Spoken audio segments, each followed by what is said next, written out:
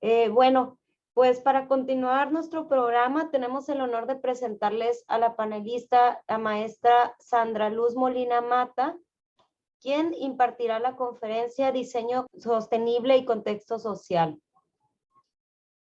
Presento a Sandra, candidata a doctor en Medio Ambiente y Desarrollo Integrado por el Instituto Politécnico Nacional y maestra en Diseño Industrial por la Universidad Nacional Autónoma de México, donde se hizo acreedora a la medalla Alfonso Caso.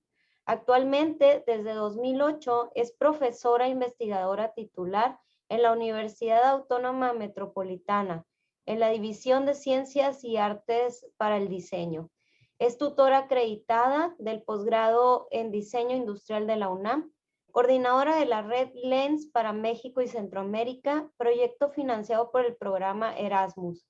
Es responsable del laboratorio LENS México en la UAM Azcapotzalco, orientada a la investigación para el diseño sustentable, teniendo como ejes de análisis de ciclo de vida e innovación social. Es miembro fundador de la Red Mexicana de Análisis de Ciclo de Vida, encabezado por Cádiz y la UNAM. Desde hace 13 años ha desarrollado trabajo de investigación sobre la relación entre el diseño y el desarrollo sustentable. Sus publicaciones nacionales e internacionales incluyen desarrollo teórico, metodológico, así como resultados de trabajo en campo. Actualmente, su línea de investigación se orienta a generar modelos de emprendimiento desde el diseño para la innovación social como un medio para alcanzar futuros de bienestar. Entre sus publicaciones más recientes están Aproximaciones conceptuales al ecodiseño, publicado por la UAM, y libro Innovación Social y Diseño, coordinado por la UNAM. Dentro de la UAM ha ocupado cargos de gestión como la jefatura de área de hábitat y diseño y la Coordinación General de Desarrollo Académico de 2018 al 2019 en la Rectoría de la Unidad Azcapotzalco. Le agradecemos, le damos así un fuerte aplauso virtual para darle la bienvenida y animarla. Y les recuerdo que mientras Sandra, la maestra Sandra esté hablando, pueden ir agregando preguntas al chat y posterior las vamos a lanzar para que se las contesten. Muchas gracias. Sandra, te cedemos la palabra. Muchísimas gracias. Muy buenos días a todas y todos. Me da muchísimo gusto estar esta mañana compartiendo con ustedes. Me voy a permitir compartir mi pantalla ahora. Bueno, ya están viendo mi presentación. Pues agradezco mucho la invitación porque justo esto se relaciona totalmente con el trabajo que hemos venido desarrollando en el laboratorio de LENS, ¿no? Este diseño que ya no está orientado solo a resolver los problemas del presente, sino también en pensar en los futuros de bienestar, ¿no? Y me gusta hablar en plural porque precisamente, pues el futuro no es una cosa que está ahí dada, que va a ocurrir sí o sí, ¿no? Los futuros, pues ahora sí que son de quienes los trabajan, los diseñan y los disueñan, como dirían por ahí algunos compañeros. Lo que yo les voy a mostrar es el trabajo, la experiencia que hemos tenido desde el Laboratorio Lens México, que además, si bien es un laboratorio que ha sido montado junto con una red de universidades europeas, brasileñas, hindús, chinas, etcétera, ha tenido esta característica de necesitar abordar el tema de la sustentabilidad desde el contexto mexicano, desde el contexto latinoamericano y principalmente desde el contexto urbano de la Ciudad de México. Entonces, por eso me dio mucho gusto que me invitaran a hablar del tema de cómo se hace, qué es para nosotros el diseño sustentable o sostenible, esa es otra discusión que no tendremos ahora, y su relación con el contexto social, ¿no? Porque habría que entender al contexto social como un conjunto de circunstancias que justo enmarcan una situación que nos afecta como individuos, como comunidad. Entonces, desde esta perspectiva absolutamente contextual y que tiene que ver con esta relación del diseño con las comunidades y la sociedad, lo que quisiera compartirles es esta perspectiva que hemos aprendido en los últimos 3 años a partir de nuestro trabajo de investigación y en campo. Lo primero que me gustaría empezar, no quisiera redundar, pero sí quisiera que tuviéramos todos algunos referentes comunes, ¿no? No porque estén de acuerdo o no porque tengan que tomarlo como verdad, sino simplemente para que todas y todos tengan una idea desde dónde les estoy hablando. ¿Qué significa para mi grupo de trabajo? Y siempre les voy a hablar en plural porque este trabajo no lo he desarrollado yo sola. Somos un grupo de profesores, investigadores, alumnas, alumnos, egresadas y egresados que trabajamos dentro del laboratorio Lens México. Entonces, ¿cuál es esta línea de investigación que hemos desarrollado? ¿Desde dónde partimos cuando hablamos de diseño sustentable? Y acá nada más me regreso rápidamente a esta clasificación que hace Pauline Match en su paper de Ecological Design, A New Critique, y en donde dice que, bueno, en el diseño hay 3 niveles de reflexión, ¿no? Tres niveles hablando de cómo nos apropiamos del discurso de la sustentabilidad. Por una parte está el diseño verde, que es este diseño verde claro, que es el que conocemos comúnmente como greenwash, que es darle una pintadita de verde nada más a los productos. Y después viene el verde medio, que es el ecodiseño. Este diseño que sí ya cuenta con herramientas, que cuantifica daños ambientales, que permite diseñar productos y servicios que efectivamente tienen un impacto sobre todo ambiental menor. Pero después Pauline Match nos habla de este verde oscuro, que es el diseño sustentable. ¿Y qué es este diseño que tiene una serie de variables que van más allá únicamente de la variable ambiental, ¿no? Es este diseño que toma en cuenta las variables ahora sí sociales y económicas. Y es ahí donde incluso profesores, profesoras, alumnos, alumnas empezamos a tener problemas, porque si la variable ambiental a veces es difícil, ¿no? ¿Cómo disminuyo los gases de efecto invernadero que están generando mi producto? Todo eso requiere de herramientas especializadas. Pero ¿cómo incluyo en mis proyectos las variables sociales y las variables económicas? ¿Cuáles son? ¿Quién las ha desarrollado? ¿Cómo hacemos para relacionarnos justo con el contexto social? ¿Cómo le hacemos para relacionarnos con las comunidades en las cuales estamos trabajando? Por ahí ya nos dieron muchísimas pistas en la conferencia anterior, ¿no? Pero ¿cómo estos procesos metodológicos obedecen a estos procesos teóricos y conceptuales? Entonces, nosotros estamos partiendo de la premisa de que lo que a nosotros queremos hacer en el laboratorio es este diseño verde oscuro. Este diseño, si bien sí tenemos expertise en el ecodiseño, en el análisis de ciclo de vida y toda una línea de investigación por ahí, nuestro mayor interés está acá. ¿Cómo hacemos diseño sustentable? Este diseño que toma en cuenta las variables sociales, las variables económicas y que contribuye a construir nuevos escenarios. Eso es lo primero que queremos que nuestras alumnas y nuestros alumnos tengan en mente. El diseño sustentable no es una categoría más del diseño, ¿no? Ya ven que existe el User Centered Design, el User Experience Design, y a veces pareciera que es una opción, ¿no? Y además que es un tema. Sí, pues si yo voy a abordar el tema de la sustentabilidad, entonces a fuerza tengo que hacer reciclaje, o a fuerza tengo que hacer captación de agua de lluvias, o a fuerza tengo que dirigirme a un tema. Y la verdad es que lo que nosotros quisiéramos que dejar en claro es que, como desde nuestra perspectiva, el diseño sustentable es una forma de aproximarse al diseño. Y bajo esto puedes aproximarte a cualquier tema, sea el que sea. Pero es una manera de entender que el diseño ahora tiene una nueva misión distinta a la que pudimos haber tenido cuando inició la revolución industrial. Ahora la misión del diseño es cómo coadyuvamos a construir estos futuros de bienestar para todas y todos.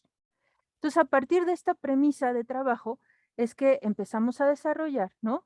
Y empezamos a generar nuevos o estos marcos teóricos que nos permitan aproximarnos al ejercicio del diseño desde este nuevo marco contextual. Aquí me gustaría retomar una cosa que me parece importante y que está relacionada con la gráfica anterior. Hay un documento, fíjense, que generó Naciones Unidas, el Programa Medio Ambiente de Naciones Unidas, que habla sobre diseño, el Design for Sustainability. Quizá ya algunos de ustedes lo conocen. Este documento, Design for Sustainability, es muy interesante porque fíjense que como la ONU empieza a hablar del diseño como un medio para alcanzar el desarrollo sustentable. Se nos empieza a reconocer como esta disciplina capaz de coadyuvar a alcanzar estos futuros o estos escenarios que plantea el desarrollo sustentable. Y lo interesante de esta figura, y que por eso la retomo, es que dice, a ver, lo que requiere el diseño sustentable es una innovación que se le llama en el documento radical. Y de ahí nosotros también partimos. Esa es como la otra premisa de nuestro trabajo. Para el documento, bueno, se puede hacer innovación fundamental, ¿no? Que es como en la base, la innovación incremental, que es aquella que vamos poniendo a corto, mediano y largo plazo, y eso está más en el campo del ecodiseño. Pero lo que marca el documento ya desde hace muchos años es, para que podamos alcanzar el verdadero diseño sustentable, necesitamos la innovación radical. ¿Y eso qué significa? Cambiar drásticamente los productos o procesos existentes. Estamos reconociendo ya desde lugares muy distintos, no solo los diseñadores, desde lugares muy distintos, pero en este documento es muy claro que para poder resolver los grandes retos que nos plantea el desarrollo sustentable hoy, en el 2021, necesitamos repensar absolutamente todas nuestras estructuras, particularmente las que tienen relación con los sistemas de producción y consumo. Entonces, reconoce el documento también que los riesgos e inversión requeridos suelen ser mucho mayores, pero que también ofrecen nuevas participaciones en el mercado. Es un riesgo, sí, pero ya no tenemos alternativa, ¿no? La innovación radical, este cuestionamiento de lo que estamos haciendo y de lo que entendemos ahora por sistema de producción y consumo, tendría que cambiar de manera muy, muy drástica en los próximos años. Esa es la otra premisa de la cual nosotros partimos. Y bueno, pues todo esto aquí les traigo. Entonces, ¿qué entendemos ya, como ya entrando en materia, por diseño sustentable? Ya sabemos que, bueno, pues tenemos que orientarnos hacia una innovación radical, hacia cambiar, hacia cuestionar. Y por ahí Mancini, por ejemplo, ya empieza a decirnos cosas. Ezio Mancini, uno de los grandes referentes, ¿no?, en la literatura para el diseño sustentable, nos dice que para él el diseño sustentable es la creación de proyectos que generan soluciones a las situaciones actuales, que es lo que nos estaban explicando en la conferencia anterior, ¿no? Simple y sencillamente, el diseño ya no está orientado solo a productos y servicios, está orientado a generar soluciones. Por eso Mancini nos dice que él no cree en el diseño de productos sostenibles por sí solos, sino en la capacidad de las personas para crear un movimiento emprendedor que nos ayude a imaginar un futuro distinto, que es lo que ahora conocemos como diseño para las transiciones, el diseño para la buena vida y todos estos conceptos que se han asociado ahora al diseño sustentable. Entonces, Mancini al final del día lo que nos está diciendo, a ver, un producto no va a ser sostenible o sustentable per se, ¿no? Siempre les digo a mis alumnos, no existen los materiales o los productos sustentables. Es como pensar que porque fuiste y pagaste la mensualidad del gimnasio, ya, vas a estar saludable, en buena forma, etcétera. No tienes que ir, tienes que hacer un esfuerzo. Y ahí es donde entra esta transformación radical que se requiere de los sistemas de producción y consumo, que se requiere empezar a hacer las cosas con otra función y otra visión distinta a solamente vamos a crear un producto porque ahí está la solución, ¿no? Entonces, por eso es que dice que hay que crear un movimiento emprendedor. Pues sí, porque necesitamos empezar a generar sistemas económicos desde lugares diferentes, ya no solamente desde donde tradicionalmente los comprendemos. Siguiendo entonces con esta lógica, les voy a presentar aquí dos esquemas. Estos dos esquemas yo los trabajé en mi tesis de maestría. Ay, perdón, perdón, de doctorado. Y entonces, por una parte, tenemos el esquema, pues, que normalmente conocemos como el del desarrollo sustentable, ¿no? Donde está el sistema económico, los sistemas naturales y los sistemas sociales. Y el diseño para la sustentabilidad pareciera ser que es ese que va, quiero usar el apuntador, perdónenme, y me cambia la diapositiva. Listo. Es aquel que está en medio, que logra el equilibrio entre los tres sistemas, ¿no? Que favorece tanto al mercado, a los sistemas económicos, que favorece, que no depreda a la naturaleza y que además favorece las cuestiones sociales. La pregunta es, ¿realmente el mundo funciona así? ¿Realmente? O ahí es donde está el principal problema. Y entonces, explorando más sobre la literatura, pues empezamos a ver que desde diferentes lugares, pues empezamos a llegar a la conclusión de que en realidad el problema está en primer lugar en querer buscar este equilibrio, porque si lo pensamos, pues en realidad eso no existe tan así. Y es por eso que empecé a trabajar este esquema, pero por supuesto no es de mi autoría, este esquema es algo que han retomado muchísimos teóricos, ¿no? Sobre ese equilibrio en realidad no ocurre en la práctica, o no debería ocurrir, o no debería ser nuestro ideal. Nuestro ideal debería ser entender que la naturaleza, pues lo es todo. El día que no haya un entorno natural, el día que no haya sistemas naturales, no va a haber sistemas sociales y por supuesto que el fenómeno económico se va a acabar. Entonces eso es lo que se llama un cambio en el proyecto, en la visión de proyecto civilizatorio, ¿no? No podemos seguir aspirando a que el sistema económico, el fenómeno económico, tenga el mismo peso que los sistemas naturales o incluso que los sistemas sociales. Entonces, por eso es que ahora trabajamos bajo esta premisa, ¿no? En pensar, a ver, cómo desde el diseño podemos coadyuvar a que este esquema o se empiece a generar un diseño que abone a entender y a reconocer a la naturaleza como un elemento fundamental para la toma de decisiones. No como este elemento que, bueno, se tiene que equilibrar con lo económico, no, es fundamental. Y después de eso, reconocer a los sistemas sociales como uno de los elementos también primordiales. En contextos como el urbano, en la Ciudad de México, hemos visto comunidades en donde se rompe el tejido social a tal nivel que el sistema económico también se acaba rompiendo, se van como comiendo un sistema con otro.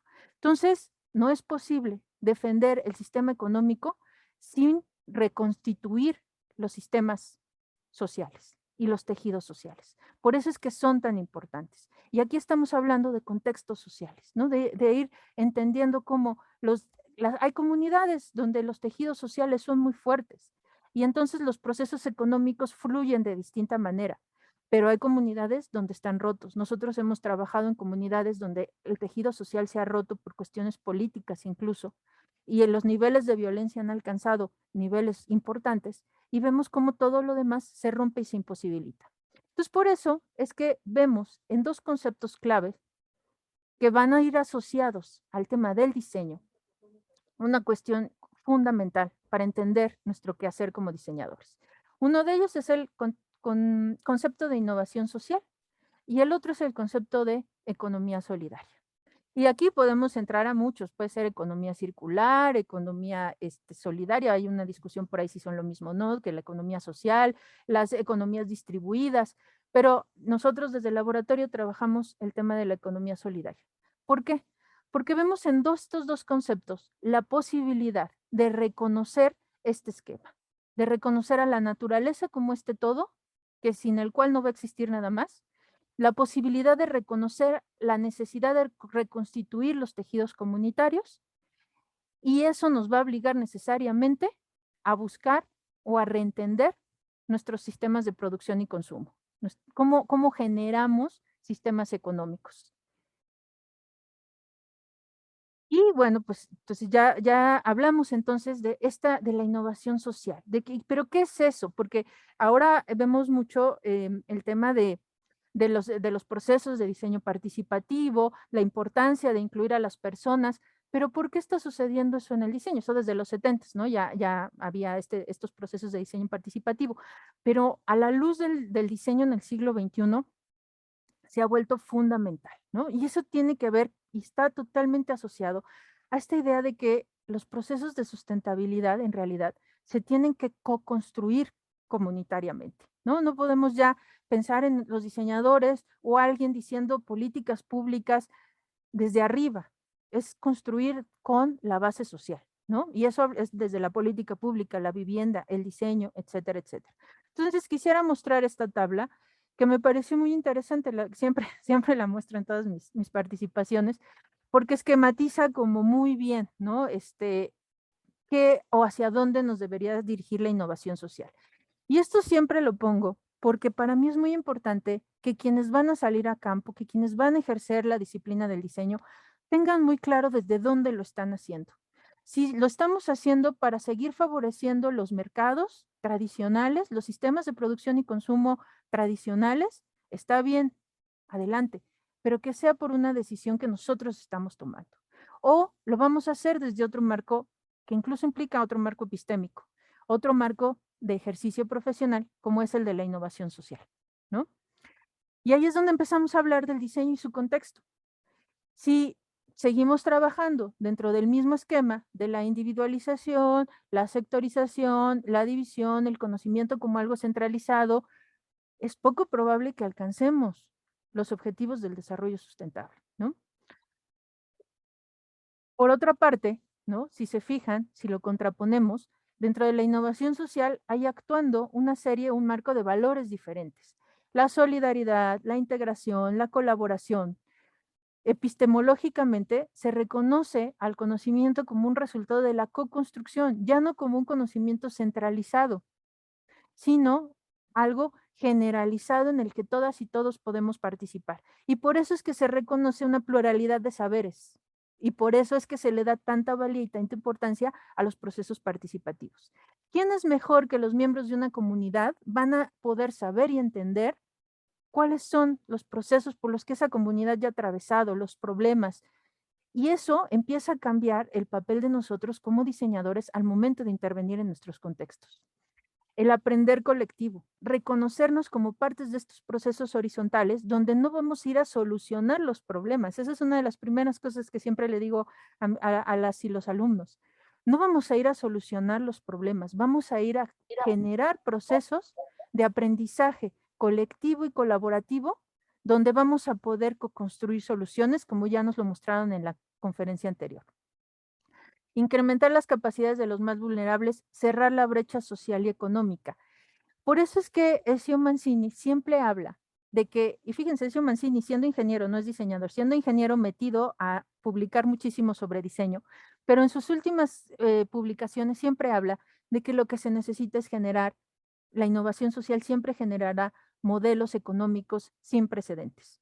Algunos tienen precedentes, otros no. Por ejemplo, el trueque tiene muchos años, pero son formas económicas que resurgen a la luz de estas necesidades que ha replanteado pues el mismo contexto. Y vean cómo dice, bueno, hay que conducir un proyecto inclusivo.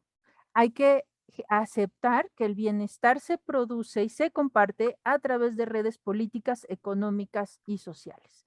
Y de lo que se trata es hacer un diseño, ya no para la punta de la pirámide, ya no para este 1% de la población, como decía aquel libro. Cuando nosotros diseñamos pensando en compartir el bienestar, en producir bienestar, nuestras premisas de diseño van a cambiar y vamos a poder aproximarnos desde otros lugares. Entonces vean cómo en esta misma tabla pues se habla de este cambio hacia la economía social. Para quienes no estén familiarizados con el término de la economía social, se refiere a estas formas económicas a partir de lo colectivo. O la forma de la economía social más conocida y más visible son, por ejemplo, las cooperativas y las mutuales. Sin embargo, son una reinterpretación de las cooperativas, porque digo, el cooperativismo en sí mismo tampoco es que sea mágico, ¿no? El cooperativismo requiere también de una serie de valores asociados que le permitan operar en el siglo XXI. Entonces es como reentendemos los procesos económicos, pero procesos económicos que pongan a las personas al centro. La definición de la economía social, por eso es que la retomamos desde el laboratorio, es porque son procesos económicos que ponen a las personas al centro, no a la generación de capital, no a la generación de riqueza, sino al bienestar de las personas. Y eso es un cambio de chip importante. Entonces, el diseño para la innovación social, ¿no? Que parte de premisas muy diferentes.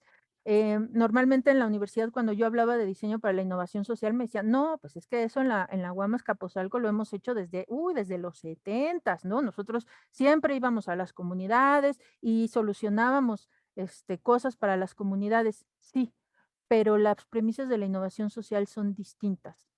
En primer lugar, el primer gran cambio de chip es ese. Les voy a ir a solucionar, no, voy a ir a co-crear, voy a ir a co-generar procesos con la comunidad.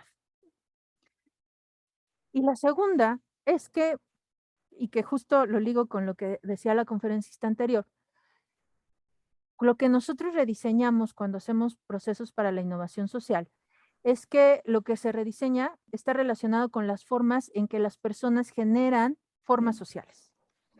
No estamos pensando de entrada en diseñar un producto o un servicio. Lo que estamos pensando es en regenerar cómo se relacionan las personas unas con otras. Se producen entonces innovaciones sociales significativas. Por lo tanto, son soluciones basadas en nuevas formas sociales y modelos económicos sin precedentes. De entrada, no estoy pensando en un producto o un servicio, sino en cómo hacer que quienes no estaban conectados antes se puedan conectar ahora. ¿Cómo podríamos generar un modelo económico distinto? Y la tercera es que se trata de todos los tipos de cambio social hacia la sostenibilidad. Las que se refieren a las comunidades pobres o vulnerables, por supuesto, pero también las relativas a la clase media, a la clase alta, a los jóvenes, a las personas de la tercera edad, porque tendríamos que reconocer que todos y todas necesitamos cambiar, necesitamos generar cambios sociales y culturales que sean capaces de reducir el impacto ambiental, que regeneren los bienes comunes y que refuercen el tejido social. Ese es nuestro objetivo cuando hacemos diseño para la innovación social. ¿Qué significa regenerar los bienes comunes? Pues regenerar todas esas cosas que son de todas y todos, el agua, la cultura, el territorio. Es por eso que hay tantos temas asociados a esto y por eso es que no es tan fácil, ¿no? Efectivamente, hay que entender entonces todo un contexto y que es una toma de postura al final, ¿no? Es decir, a ver, yo voy a hacer diseño desde este otro lugar. Y ya hablando entonces del diseño para la sustentabilidad, me gustaría mostrarle esta esfera, porque también es un debate que no sé si ustedes ya lo han tenido, pero que en mi universidad se da muchísimo, ¿no?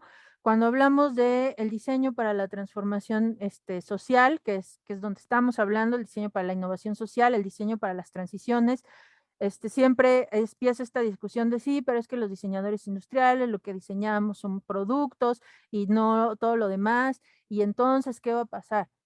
Y este esquema me gusta porque lo resuelve muy bien. Y lo que dice es, a ver, no es que uno sustituya al otro, no es que ahora hacemos diseño para las transiciones, diseño para la transformación social, y entonces ya nunca vamos a hacer diseño de productos.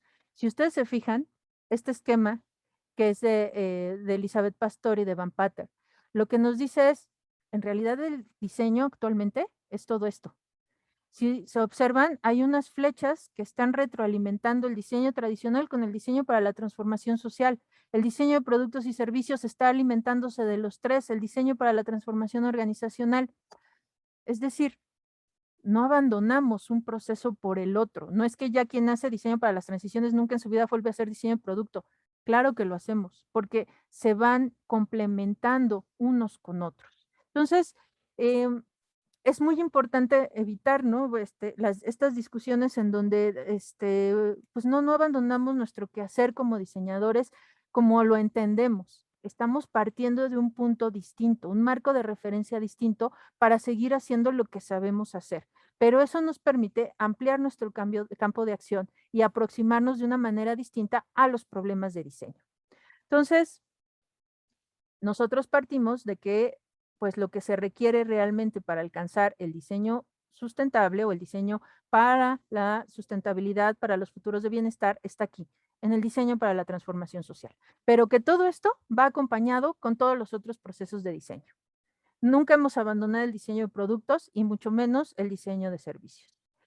Y entonces aquí es donde empiezo a hablar ya propiamente de cómo, a ver, cómo todo esto ya se tangibiliza en un resultado de diseño, ¿no? Y aquí hablamos de la innovación social, de los cambios, de que lo que se trata es generar cambios en la forma de las relaciones sociales, de cómo podemos irnos relacionando con el contexto, pero todo eso ya cómo se tangibiliza a través de un proceso de diseño.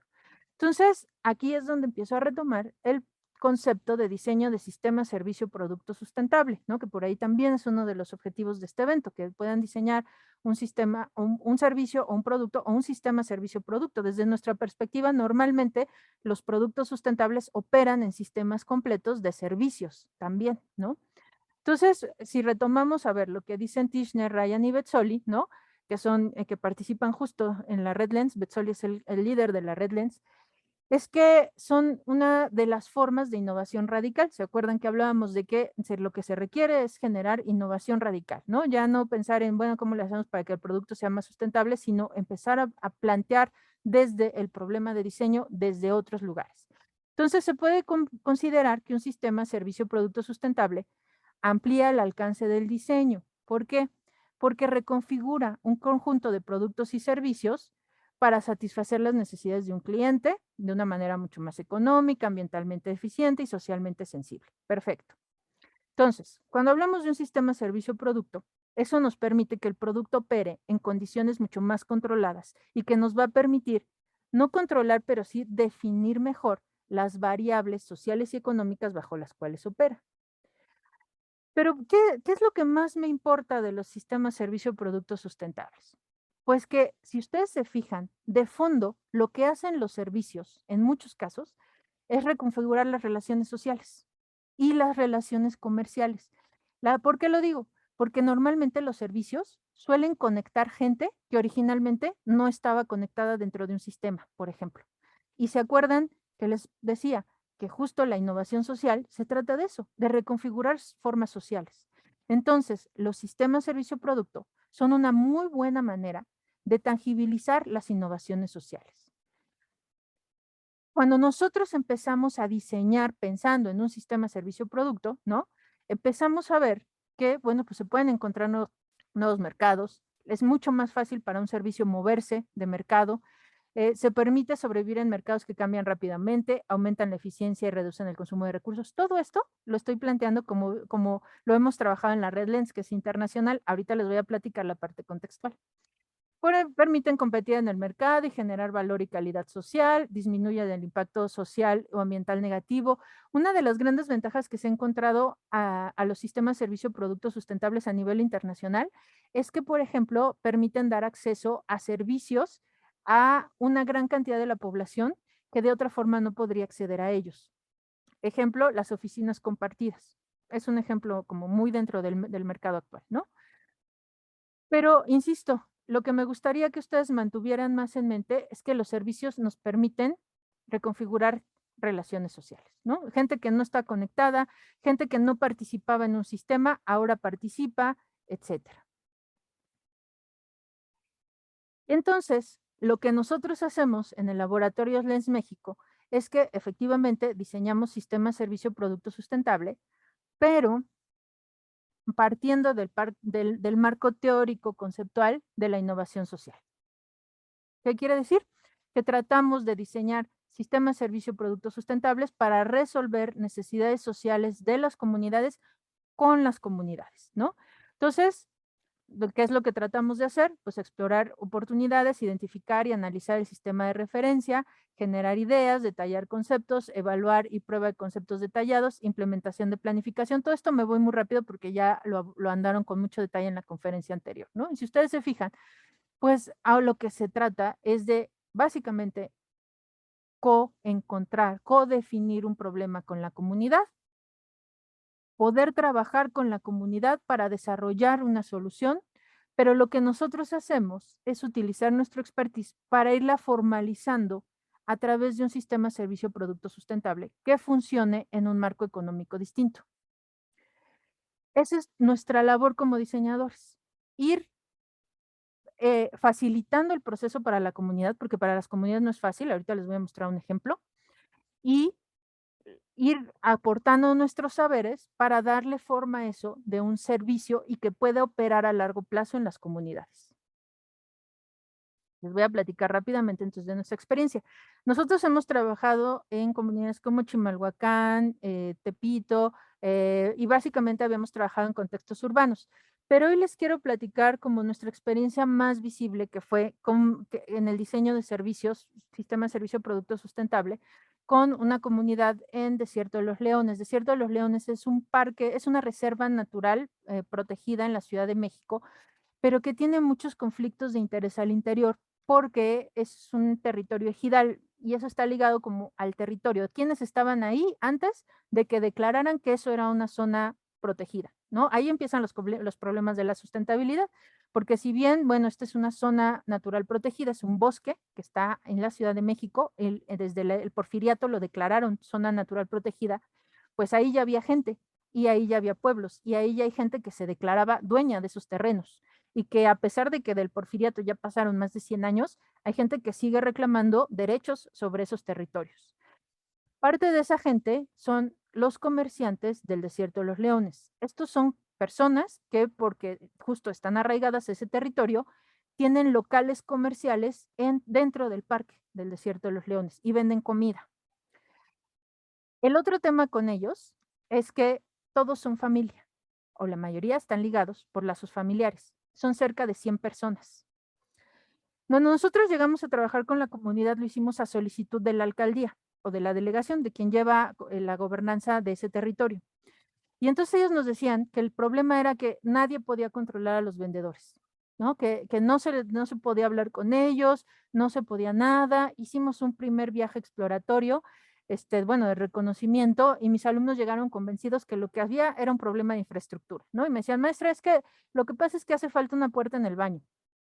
Y yo decía, ¿cómo? Dice, sí, es que fuimos a los baños públicos que hay ahí. Decía, y el problema es que no había puerta en el baño, y pues yo creo que lo que hay que hacer es poner señalamientos aquí y aquí, puertas en el baño, remodelar los locales. Ellos ya tenían su plan, según ellos, en la primera visita ya habían resuelto todo el problema del Desierto de los Leones. Y entonces yo les preguntaban, oiga, aquí tenemos a 100 personas, que son las que trabajan aquí, son dueñas de los locales, tienen las concesiones, y la alcaldía también está dispuesta a dar dinero. ¿Por qué nadie ha puesto una puerta en el baño? ¿Cuánto cuesta una puerta en el baño? ¿Por qué entre 100 personas no han podido poner de a 20 pesitos cada una para poner una puerta en el baño? Ah, y fue donde nos empezamos a hacer más preguntas. Y fue entonces que empezamos estos procesos que ya les hablaron, que tienen que ver con el User Centered Design, el Design Thinking, y empezamos a hacer sesiones participativas con la comunidad, que es muy complicado porque estamos hablando de 100 almas que estaban en conflicto unas con otras desde hace 10, 15 o 20 años. ¿Por qué? Pues porque son familia, tienen pleitos familiares que se llevan al terreno de lo público, están divididos en dos grupos de comerciantes, los rosas y los cafés. Si se ven por ahí en la foto, hay unos que tienen playera rosa, que son los grupos de los rosas, que no quieren tener nada que ver con los grupos de los cafés. O sea, con decirles que hubo una vez que habíamos ya planificado una de estas sesiones participativas, ¿no? Y la tuvimos que cancelar porque llegamos y los comerciantes se habían peleado un día antes por un bocho, o sea, un Volkswagen, un carrito de estos, un Beetle viejito, mal estacionado.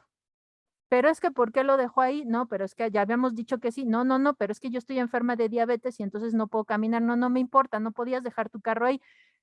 Subió la policía montada a calmar el asunto. De ese nivel eran los pleitos que tenían los comerciantes. Por eso es que no había una puerta en el baño. No era no es falta de recursos, no es falta, muchas universidades han ido a hacer proyectos. De fondo lo que hay ahí es un conflicto de interés enorme que impide que la gente se ponga de acuerdo.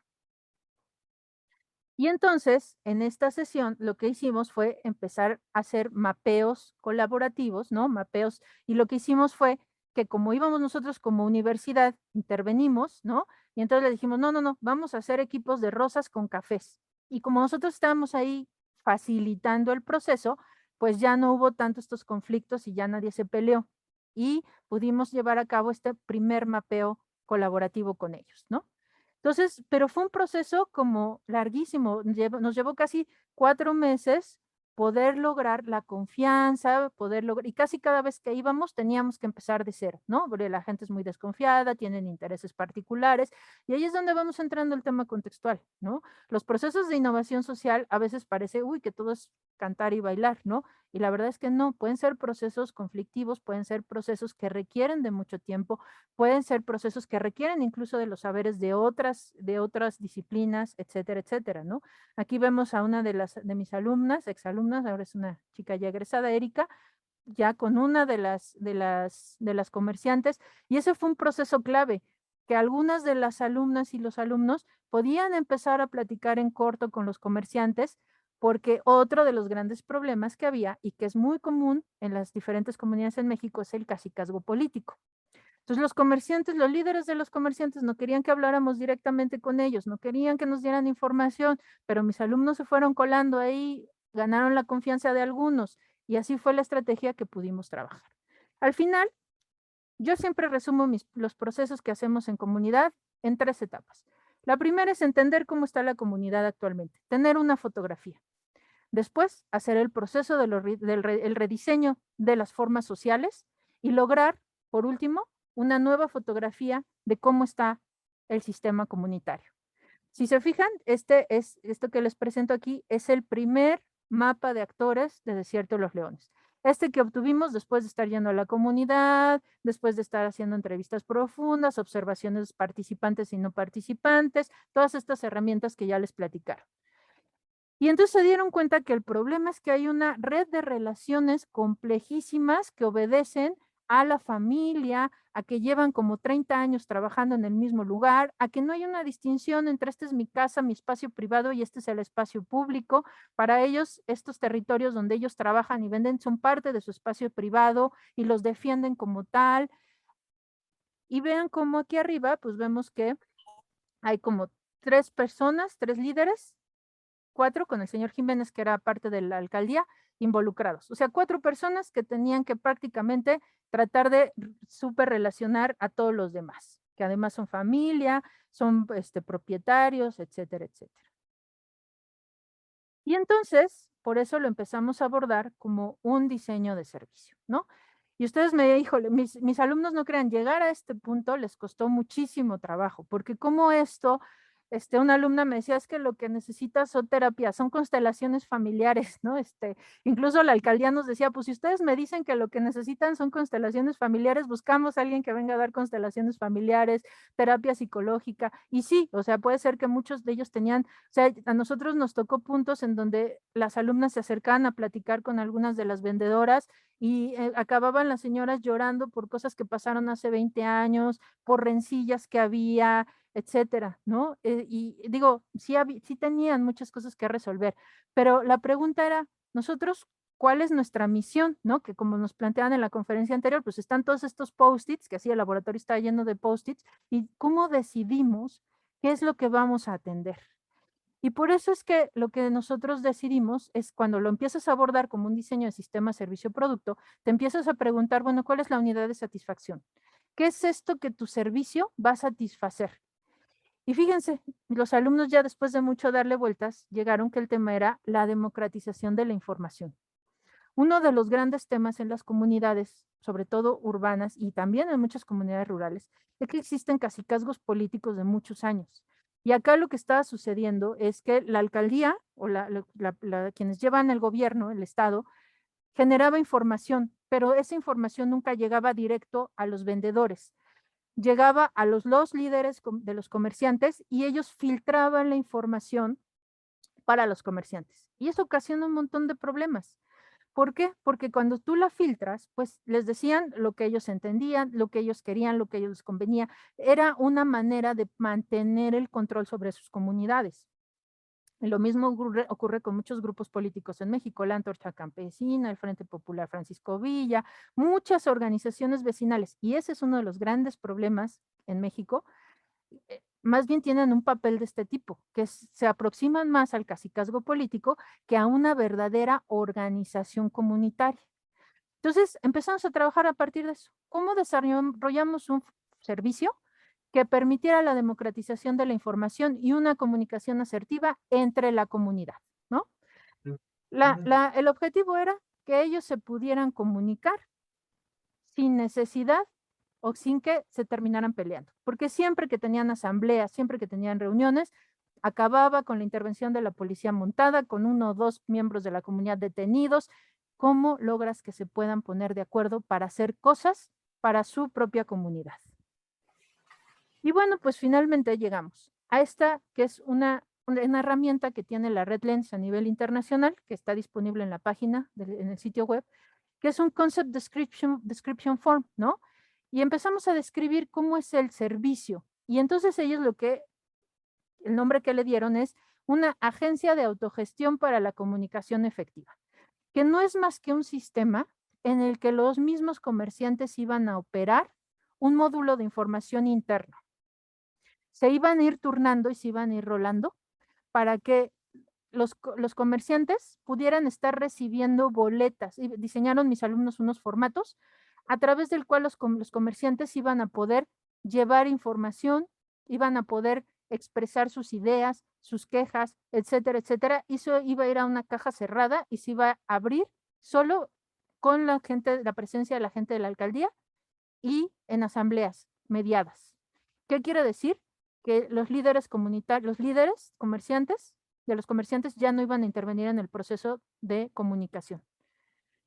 Y ustedes me dirán, bueno, pues es que para tanto para eso, pues sí, pero fíjense, llevamos tantos años y esa es la primera lección aprendida y que es constante y que me gustaría que ustedes se la llevaran en mente. Muchas veces para las comunidades es muy difícil definir cuál es el problema que les aqueja, no porque no lo sepan, no porque no lo vivan. A veces son procesos hasta dolorosos emocionalmente. Cuando trabajamos en Chimalhuacán, por ejemplo, todos nos decían, no, pues es que los chavos son delincuentes, es que los chavos son maleantes. Y eso nos empezó a dar una señal de que obviamente había un tema con los jóvenes de Chimalhuacán, pero nadie lo podía verbalizar, ni siquiera nosotros. Al principio, cuando llegamos a trabajar en esa comunidad, tampoco habíamos considerado a los jóvenes como un actor importante hasta que hicimos trabajo en campo y empezó a ser recurrente, ¿no? Los chavos es que son maleantes, los chavos todos son delincuentes, los chavos, había una absoluta criminalización hacia la juventud. Pero la misma comunidad no te podía decir, a ver, el problema con los jóvenes es este, es que no superan el tercero de secundaria, es que la mayoría tiene secundaria trunca. Eso lo fuimos dilucidando a lo largo de la investigación. Cuando llegamos al desierto de los leones, pues sí, o sea, todo el mundo sabe que es como el gran elefante blanco a mitad de la habitación. Todo el mundo sabe que está ahí, lo padece, lo ve, pero es muy difícil verbalizarlo. Esa es una de nuestras posibilidades como quienes intervenimos desde fuera y que a través de estos procesos podríamos ir definiendo un problema, siempre acompañados de la comunidad. Nosotros lo que hacemos es que empezamos a hacer estos diagnósticos y les mostramos a la comunidad, oigan, ¿ustedes creen que el problema es este? Y muchas veces, sí, esos los famosos insights, ¿no? Pues claro, sí, es que eso es, pero ya que lo ven verbalizado, sí, es que por ahí va, sí, es que ese es el tema.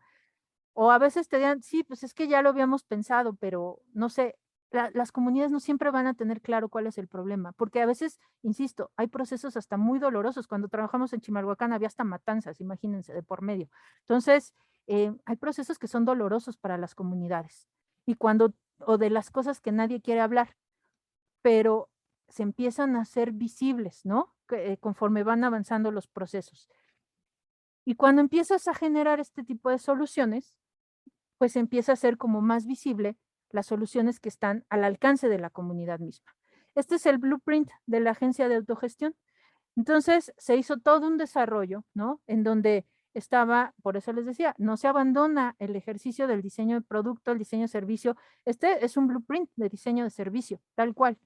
Y entonces aquí lo que estamos haciendo es formalizar esta posible solución de la agencia de autogestión. Es una herramienta que va a permitir que los comerciantes puedan tomar acuerdos entre ellos y con la alcaldía sin la intervención de los líderes comunitarios y sin que tengan necesariamente que estar haciendo asambleas en donde van a salir otras discusiones que no les van a permitir resolver los problemas que son apremiantes para su comunidad.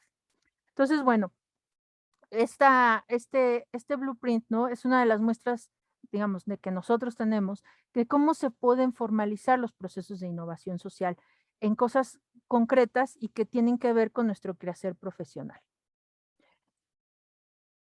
Aquí, nuestros últimos proyectos, me gustaría nada más mostrarles rápidamente.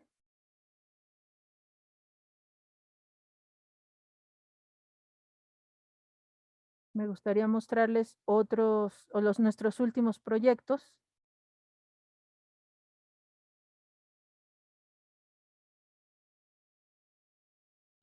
Después de esta experiencia en Desierto de los Leones, hemos estado trabajando ya con Azcapotzalco, que es nuestra comunidad de influencia pues, más cercana. Pues nosotros estamos en la alcaldía de Azcapotzalco y por primera vez trabajamos con una comunidad indígena, que es una comunidad que está en Orizabita, Hidalgo. Les voy a poner en el chat el sitio web.